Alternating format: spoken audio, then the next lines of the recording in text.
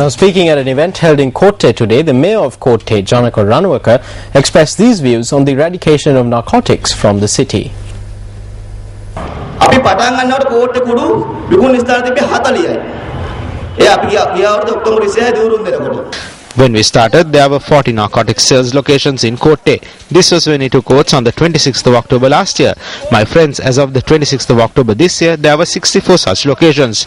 If the police do not sell narcotics, then narcotics can be eradicated from Kotte. When all these locations have been handed over to the police continue with the drug trade. We took the responsibility and provided the names to the police.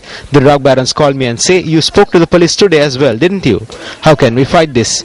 80% of the police are stopping the drug trade, 20% are selling drugs. This is why this cannot be eradicated in Kotte or in Sri Lanka. If the police truly wish to halt the drug trade, then they can do it across Sri Lanka within 2 weeks. We only have time until the 31st of December.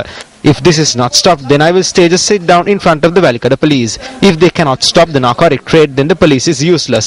The police can be shut down then."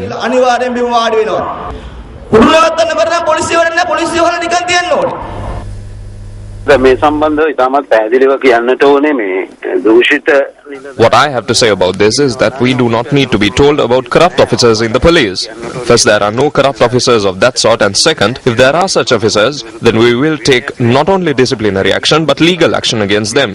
So what I have to say now is, if he has information about such heroin trading police officers, then please do not provide information to them. Give it to me. I will take the responsibility and I will take measures to raid these police stations.